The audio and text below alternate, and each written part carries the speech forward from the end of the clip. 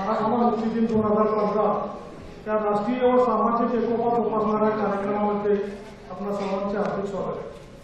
त्या कार्यक्रमाचे अध्यक्ष माननीय सदानंद मोरे सर, प्रमुख पाहुणे माननीय मधुकरराव मोरे साहेब, विशेष उपस्थित माननीय श्री श्रीपाल सबनीस सर, मराठवाडा भूषण पुरस्काराचे मानकरी, शैक्षणिक पुरस्काराचे मानकरी माननीय डॉक्टर दामोदर पतंगे, कृषी पुरस्काराचे मानकरी माननीय श्री सुभाष शर्मा मोरे, प्रशासकीय पुरस्काराचे मानकरी माननीय सौ ज्योतिताई कदम, उद्योग पुरस्काराचे मानकरी माननीय श्री महेश मलन, कला व साहित्य पुरस्काराचे मानकरी माननीय राजकुमार पांगडे, सामाजिक क्षेत्रातील पुरस्काराचे मानकरी माननीय संतोष गरजे, त्याचप्रमाणे व्यासपीठावर उपस्थित असणारे माझे सर्व सहकारी, मराठवाडा समन्वय समितीचे सर्व पदाधिकारी आणि या ठिकाणी अतिशय मोठ्या संख्येने उपस्थित असणारे मराठवाड्यातून या ठिकाणी आलेले आणि येथून आलेले आणि आमचे पुणेकर बांधव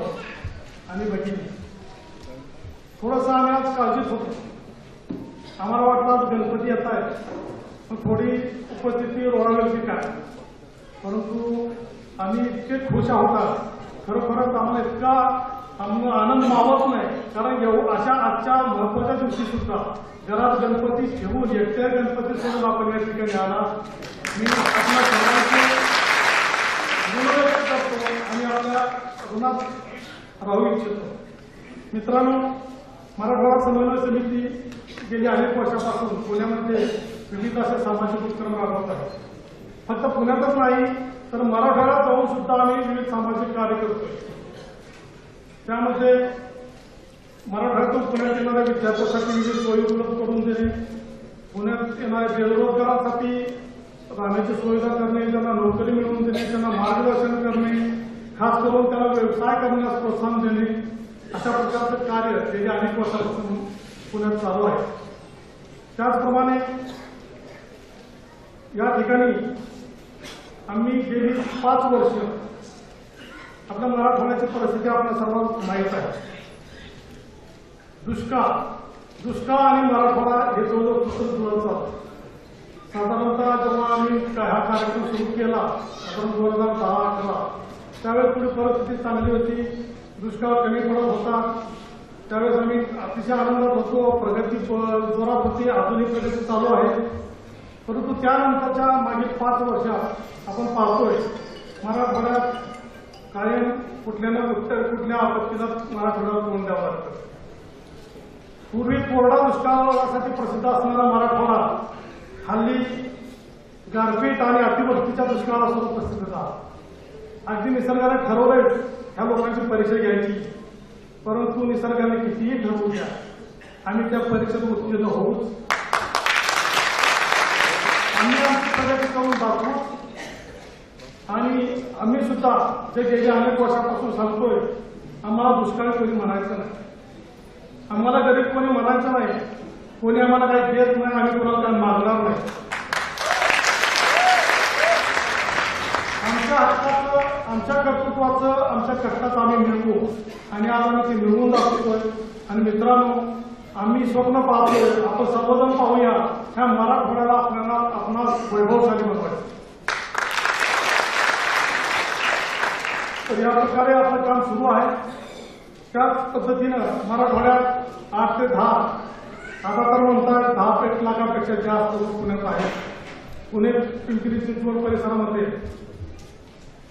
परंतु या ठिकाणी शिक्षण घेण्यासाठी पण मुलं येतात, नोकरी करण्यासाठी पण येतात, परंतु येथे येऊन फक्त पैसेच कमवतात असं नाही, विविध असे सामाजिक कार्य करतात। आज पुण्यात जर तुम्ही पहा, मोठमोठ्या शिक्षण संस्था मराठवाड्यातील लोकांनी येथे येऊन उभा केल्या, मोठमोठे उद्योग या ठिकाणी उभा केले। तर अशा ह्या मराठवाड्याचा नावलौकिक पुण्यामध्ये खूप मोठ्या प्रमाणात आहे। अलीकडच्या काळात बरेचसे विद्यार्थी पुण्यात विविध शिक्षण घेण्यासाठी येतात, त्याचबरोबर MPSCच्या परीक्षेची तयारी करण्यासाठी येतात, PhD करण्यासाठी येतात। काही दिवसापूर्वी या ठिकाणी एक कार्यक्रम झाला, MPSCच्या परीक्षा देण्यासाठी मुदत वाढवून मिळण्याचा। काही पुढाऱ्यांनी त्यांना आश्वासन आश्वासन दिलं की आम्ही तुमच्यासाठी काही करू इच्छितो. त्यांना वर्गाच्या साहित्य प्रतिसाद मिळाला, थोडा वादन पण झाला, काहीतरी बोललं त्यामुळे वादन झाला, तुमच्या मागण्यासाठी वादन झाला नाही परंतु दुसऱ्या कारणाचा वादन झाला. परंतु त्या विद्यार्थ्यांना मी सांगू इच्छितो, आता तुमचं वय मला वाटतं परीक्षेचं 33 वर्षापर्यंत तुम्हाला मुदत आहे. तुम्ही ती 40 वर्षापर्यंत वाढवून मागताय. मी विविध कारणासाठी मराठवाड्यात जातोय, सामाजिक कार्यक्रमाच्या माध्यमातून, माझ्या व्यवसायाच्या माध्यमातून जातोय. त्या ठिकाणी भाषण केल्यानंतर जेव्हा तिथल्या लोकांना कळतं की पुण्याहून आले तेव्हा मला बरेचसे पालक भेटतात. मला सांगतात मला मुलगा पुण्यात आहे, गेली 5 वर्ष झालं तो पुण्यात स्पर्धा परीक्षेची म्हणजे कसली एमपीएससीची परीक्षेची तयारी करतोय. अजून काय त्याला यश मिळणार मला साहेब, तुम्ही त्याला काहीतरी सांगा, आपण मार्ग सोडून द्या आणि दुसरा काय करताय. तर मित्रांनो, मी बऱ्याच वेळा एमपीएससीच्या मुलांचं मार्गदर्शन करत असतो की तुम्ही वर्षानुवर्ष तयारी करताय, तुम्हाला आमच्या शुभेच्छा आहेतच. परंतु लाखो विद्यार्थ्यांमधून 100च्या पटीत जर विद्यार्थी सिलेक्ट होत असतील, बाकी 99,900 लोकांचं काय. ठीक आहे, प्रत्येक क्षेत्रात स्पर्धा आहे, परंतु प्रत्येक क्षेत्रातली लोक आपल्यासाठी काहीतरी व्यवस्था करून त्या स्पर्धेत उतरत असतात. परंतु स्पर्धा परीक्षेचं आपण पाहतोय की ही मंडळी फक्त अभ्यासाने अभ्यासच करतात. वयाच्या 30 वर्षापर्यंत पण अभ्यास करतात. आता तर तुम्ही 40 वर्ष वयोमर्यादा मागून घेता शासनाकडे. मला वाटतं तुम्हाला काही पुढाऱ्याने सांगितलं की तुम्ही रस्त्यावर उतरा आणि तुमच्या मागण्या मान्य करू. काय हा प्रकार आहे? कशासाठी रस्त्यावर उतरायला सांगताय तुम्हाला आमच्या मुलाला? का आमची मुलं तुम्हाला 10,000 महिना स्टायपेंड द्या म्हणताय, त्या मागणीसाठी रस्त्यावर उतरायचं आपल्याला? तर तसं नाही. म्हणजे आमचं 35चं वय 40 करा, 40 वर्षापर्यंत आम्हाला अभ्यास करू द्या आणि आम्हाला नोकरीची प्रतीक्षा करू द्या. सरकार म्हणून खुशी आहे आम्हाला, काय हरकत आहे? 40 का अगदी रिटायर होईपर्यंत परीक्षा.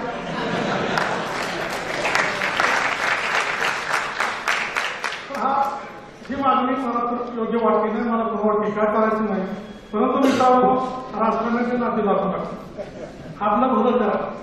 राजकारणी तुम्हाला काही म्हणतील, त्यांच्या प्रसिद्धीसाठी, त्यांच्या पाठीमागं माव आणण्यासाठी. प्रत्येकाने मी त्या दिवशी भाषण ऐकलं, वाचलं. आपण रस्त्यावर होतो, कशासाठी रस्त्यावर? 35 ते 40 करा. तुम्हाला खड्ड्यात घाला तर तुम्हाला रस्त्यावर उतरत असतील, काय फायदा होणार? तुम्ही सांगा, 40 वर्षापर्यंत तुम्ही अभ्यास करत असता. मी कायम मित्रांनो या ठिकाणी मी तुमचा टीका करत नाही. मी तुमचा मोठा बांधव आहे, तुमचा वडील व्यक्ती या नात्याने मी सांगतोय. तुम्ही बाहेर पडल्यानंतर कदाचित म्हणाल बाबूने यांच्यावर टीका केली. मी बिलकुल टीका केली नाही. मी माझ्या लहान भावाला ज्या पद्धतीने बोलतोय तसं तुम्हाला बोलतोय. 40 वर्षापर्यंत तुम्ही तयारी करा. तर तो मगाशी मी सांगत होतो तो किस्सा, ते म्हणजे आता माझ्या मुलाचं वय 30 झाली, अजूनही परीक्षा देतोय. साहेब त्याचं कधी परीक्षेत पास होणार, कधी नोकरी लागणार आणि कधी त्याचं लग्न करतो. ह्या खूप मोठ्या समस्या मित्रांनो. आणि तुमच्या 30व्या वर्षी सुद्धा तुमचा वडील तिकडे काळजी करत असेल. ज्या वयात तुम्ही त्याची काळजी करायची आहे त्या वयात ते तुमची काळजी करतात, म्हणजे हे खरोखर वाईट आहे.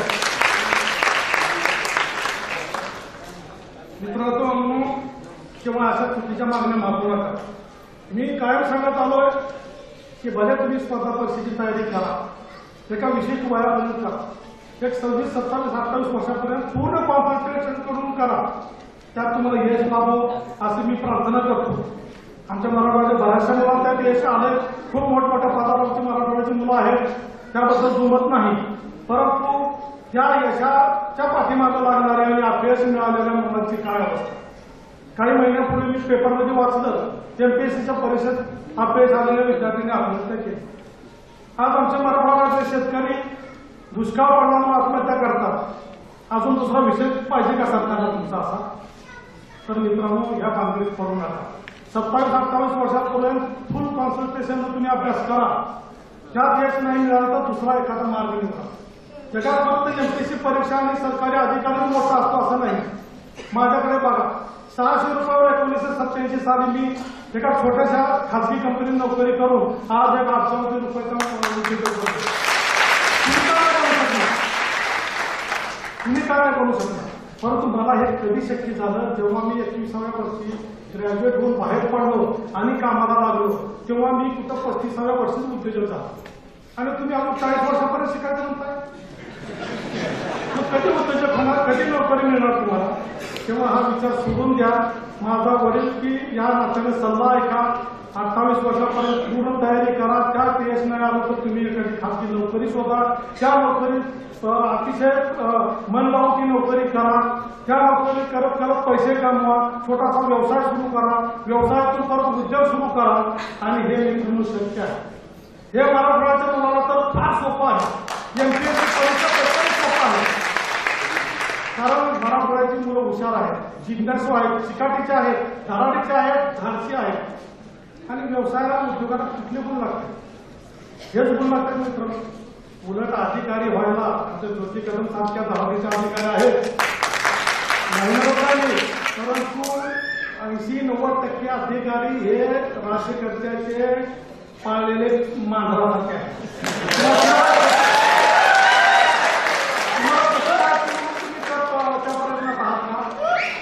तर मित्रांनो, आपल्याला स्वाभिमानाला जगायचं आहे. क्षेत्र भरपूर असतील, सामाजिक असेल, व्यावसायिक असेल.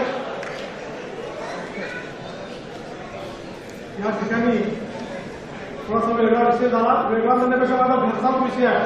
माझी तरुण मुलं जर बिघडत असतील, त्यांना जर अपयश आल्यामुळे ते जर खचत असतील, त्यांचे पालक त्यांची काळजी करून तिथला थकत असतील तर मला हे सांगणं कर्तव्य म्हणून सांगतो. तेव्हा तुम्ही नक्कीच त्या मी सांगतो त्या पद्धतीने करा. 28 वर्षानंतर नोकरी शोधा, नोकरी करा, व्यापार करा आणि उद्योजक व्हा. या माध्यमातून जर कुणालाही माझी मदत लागली तर नक्कीच मी मदत करेन. मी एमपीएससीचा मार्गदर्शन करून शकत नाही, म्हणजे बोलू शकत नाही कारण मी तेवढा हुशार नाही एमपीएससीच्या मुलांना मार्गदर्शन करणे एवढा. परंतु नोकरी, व्यापार आणि उद्योजक कसं बनवता येतं ह्याचं मात्र मी मार्गदर्शन करतो. तेव्हा अशा कारणासाठी मला बोलवा. असा एक तुम्ही गट स्थापन करा. एमपीएससीसाठी जसं तुम्ही आता मागण्याचा गट तयार केला तसा एमपीएससी तयारीचे उद्योजक असे काहीतरी गट तयार करा. आम्हाला बोलवा. आम्ही तुम्हाला मार्गदर्शन करू, मदत करू, आर्थिक करू, सामाजिक करू, सर्व मदत करू. मित्रांनो, या ठिकाणी मगाशी जो कार्यक्रम पाहिला आपण रवी बापटले सरांच्या आश्रमातला साधारणतः 6 महिन्यापूर्वी आम्ही लातूरला हसेगावला गेलो होतो. गेल्या वर्षी रवी बापटले सरांना पुरस्कार दिला. त्या माध्यमातून आम्हाला समजलं की आपल्या मराठवाड्यातील लोक किती चांगलं आणि मोठं काम करतात आणि ते पश्चिम महाराष्ट्रातल्या लोकांना जमत नाही असं सुद्धा काम आमचे लोक करतात. तेव्हा पुरस्कार त्यावेळेस दिला, त्यांची माहिती कळली आणि आम्ही त्यांना भेटायला गेलो. आमच्या पद्धतीने मदत पण केली. त्या ठिकाणी त्या मुलात आम्ही बसलो, चर्चा केली, जेवण केलं आणि बापटले सरांनी आम्हाला त्यांचा तो नृत्याचा कार्यक्रम दाखवला. आम्हाला खूप आनंद वाटला. आम्ही सरांना म्हटलं, सर ह्याच मुलाला खरंच तर अशाच प्रकारच्या कार्यक्रमाची गरज आहे. बाकी आपले इतर मुलं भरपूर कार्यक्रम करतात, त्यांचंही कौतुक होतं, परंतु ह्या मुलाचं कौतुक आणि त्या प्रकारची प्रॅक्टिस करताना जो त्यांना आनंद मिळतोय तो आनंद मिळवून देणं खूप महत्वाचं होतं. मग आम्ही बापटले सरांना आश्वासन दिलं, सर तुम्ही हा व्यावसायिक कार्यक्रम बसवा. आम्ही पहिला शो तुमचा पुण्यात सोडू आणि आज योगायोगाला तो योग घडून आला आणि अतिशय सुंदर असा कार्यक्रम त्यांनी सादर केला.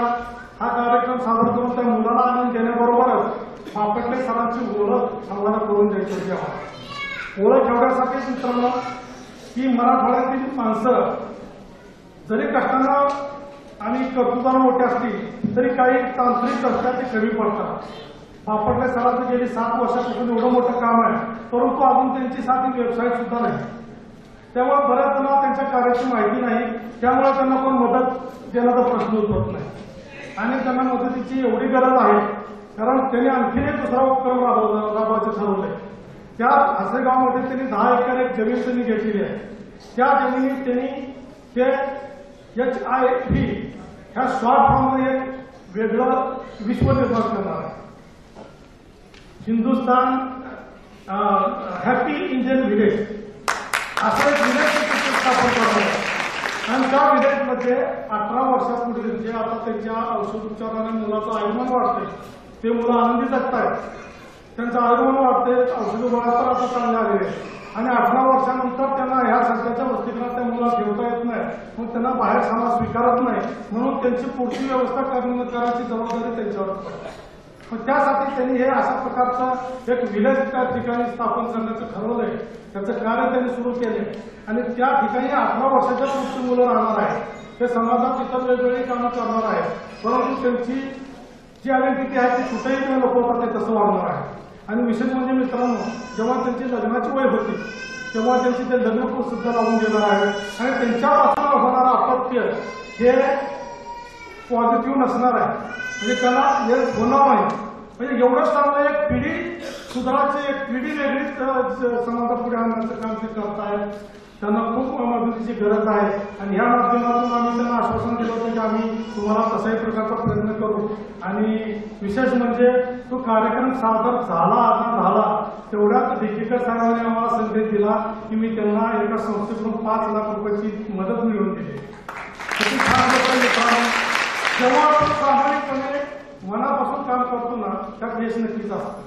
हे प्रेक्षक थांबत ना, एवढे आलेत ना, हे सुद्धा आमच्या ह्या प्रामाणिक कामाचं एक पावतीच आहे. तर अशा प्रकारच्या या कार्याला आपणही सहकार्य करावं. आज आपण पाहतोय नाना पाटेकर आणि मधुर नानापुरेच्या माध्यमातून पण खूप मोठं काम होतंय. आम्ही त्यांचं अभिनंदन करतो. आमच्या मराठवाड्यासाठी ते खूप मोठं काम करतात. आम्ही पण गेल्या अनेक वर्षापासून काम करतोय. गेली 5 वर्ष झालं आमचे अरुण पवार असतील, मी असेल, आमचे सर्व समन्वय समितीचे सभासद असतील, आमच्या माध्यमातून आम्ही वेगवेगळ्या पद्धतीनं मदत करतोय. आपणास सर्वांनी आवाहन करतोय. या ठिकाणी पुण्यात येऊन बरेचसे मराठवाडावासी आता बऱ्यापैकी सुखा समाधानाला राहत आहेत. परंतु मित्रांनो, आपले भाऊबंद तिकडे उपाशी आहेत, आपले भाऊबंद तिकडे कष्टी आहेत, दुःखी आहेत. आपल्या ताटातली अर्धी भाकर त्यांना देणं आपलं कर्तव्य आहे. तेव्हा मी आपल्याला आवाहन करतो या निमित्तानं की मराठवाड्यात दुष्काळ पडलाय म्हणून गावाकडे जायचं टाळू नका. खाता खरी तुमची गरज आहे तिकडे जायची. भले बिस्लेरीचं पाणी घ्या तिकडे जाऊन, पण त्या लोकांना जाऊन भेटा, त्यांना दिलासा द्या, त्यांना धीर द्या. त्यापैकी काय जर तरुण मुलं असतील तर त्यांना पुण्याकडे घेऊन या. तुमच्या घरी राहायची सोय होत असेल तर तुमच्या घरी ठेवा. तुम्ही नोकरी लावून देत असाल तर तुम्ही नोकरी लावून द्या, नाहीतर त्या मुलाला आमच्याकडे पाठवा. आम्ही राहायची व्यवस्था करतो, आम्ही नोकरी लावून देतो. परंतु फक्त आमच्या मुलांना सर्व मुलं येतील असं नाही. त्यांच्यावर घरचे कोण तिथं गेले आणि त्यांची परिस्थिती सुद्धा जर ठरवलं आणि त्या मुलांना एकत्र घेऊन आले तर ते आणखी सोपं होणार. तेव्हा आपलं सर्वांचं कर्तव्य आहे आपल्या मराठवाड्यातील बांधवांना मदत करण्याची हीच वेळ आहे. दुष्काळात आणि संकटात असणाऱ्यालाच मदत करावी. एरवी आपण जातोय मराठवाड्यात, परंतु सुखात समाधानासाठी जातोय. त्यावेळेस तुम्ही नक्कीच जा, त्यांना भेटा, त्यांना जेवढी म्हणून आर्थिक मदत करता येईल तेवढी करा.